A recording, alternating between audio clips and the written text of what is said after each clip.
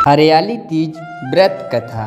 प्राचीन काल में माता पार्वती अपने 108वें जन्म में भगवान शंकर जी को पति के रूप में पाने के लिए गंगा के तट पर 12 वर्षों तक कठिन तपस्या करने लगी। वह श्रावण की मूसलाधार वर्षा में भी बिना अन्न जल खाए खड़ी रहती थी। जेठ मास की तपती धूप में चारों ओर अग्नि जलाकर बीच में खड़ी सूर्य को देखती रहती थीं। यह देखकर पार्वती के पिता हिमालय काफ़ी दुखी रहते थे। वे पार्वती के विवाह के लिए हमेशा चिंतित रहते थे। एक दिन नारद जी हिमालय के घर पधारे और हिमालय से बोले, हे पर्वतराज, मुझे साक्षात विष्णु ने आपके पास भेजा है। वे आपकी कन्या से प्रसन्न होकर उनसे विवाह करना चाहते हैं। यह सुनकर हिमालय काफ़ी खुश हुए। वे शीघ्र ही इस विवाह का प्रस्ताव स्वीकार करने लगे। उन्होंने शीघ्र ही इस विवाह प्रस्ताव को स्वीकार कर लिया।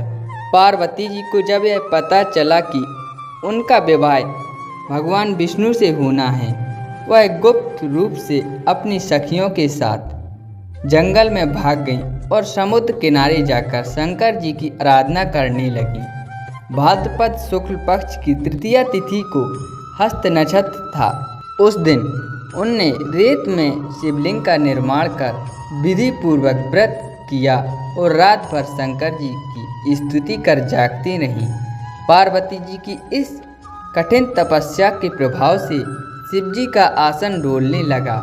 उनकी समाधि टूट गई। वे पार्वती जी से खुश होकर उनके पास प्रकट हुए और वर मांगने को कहा। पार्वती जी बोली, अपने तपस्या के फलस्वरूप शंकर जी को पाकर कहा, मैंने हृदय से आपके पति के रूप में वरण कर चुकी हूँ। यदि सचमुच में आप मेरी तपस्या से प्रसन्न होकर यहाँ पधारे हैं तो मुझे अपनी पत्नी के रूप में स्वीकार करें। तब शंकर जी ने पार्वती को अपनी पत्नी के रूप में स्वीकार कर लिया। इस प्रकार भाद्रपद के शुक्ल पक्ष की तृतीया तिथि को आराधना के द्वारा पार्वती ने शिवजी को अपने पति रूप में प्राप्त किया। इसलिए इस तिथि को व्रत करने वाली सभी कुमारियों को मनोवांछित फल मिलता है। सौभाग्य की इच्छा करने वाली प्रत्येक युवती को यह व्रत पूर्ण निष्ठा एवं भक्ति के साथ करना चाहिए। हरितालिका की यह कथा सुनने का भी विशेष महत्व है। इस व्रत का पालन करने से स्त्रियों का सौभाग्य अखंडित रहता है।